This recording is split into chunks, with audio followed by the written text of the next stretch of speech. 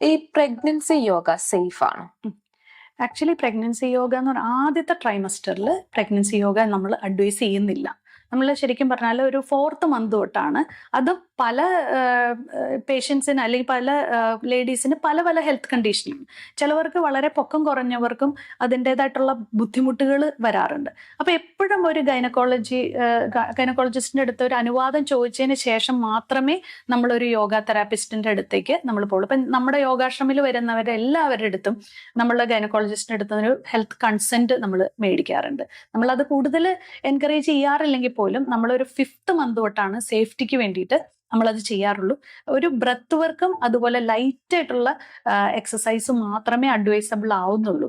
അത് കൂടാതെ കുട്ടിയുടെ ബ്രെയിൻ ഡെവലപ്മെന്റിന് ഒത്തിരി നല്ലതാണ് പ്രാണായാമങ്ങളും ലൈറ്റ് ആയിട്ടുള്ള എക്സസൈസും. അപ്പൊ നമ്മൾ ഓവറായിട്ടുള്ള വർക്കൗട്ടുകളൊന്നും ചെയ്ത് നമ്മളുടെ തന്നെ ഈ പറഞ്ഞ ഒരു പ്ലാസന്റ താഴത്തേക്ക് വരാനുള്ള സാധ്യതകളും ഒത്തിരി വേറെ ത്രെഡ്സ് അതിനകത്തുണ്ട്. അപ്പൊ അതൊക്കെ നമ്മൾ ഓരോരുത്തരുടെ ഹെൽത്ത് കണ്ടീഷൻ ഡിഫറെന്റ് ആയതുകൊണ്ട് തന്നെ അവരുടെ കസ്റ്റമൈസ്ഡ് ആയിട്ടുള്ള ഒരു പ്രഗ്നൻസി യോഗ കറക്റ്റ് ആയിട്ടുള്ള ഒരു എക്സ്പേർട്ടിന്റെ അടുത്ത് നിന്ന് തന്നെ പഠിക്കുക. യൂട്യൂബിലും ഒന്നും പോയി നോക്കി ഒന്നും ചെയ്യാതിരിക്കുക എന്ന് തന്നെയാണ് ഞാൻ സജസ്റ്റ് ചെയ്യുന്നത്.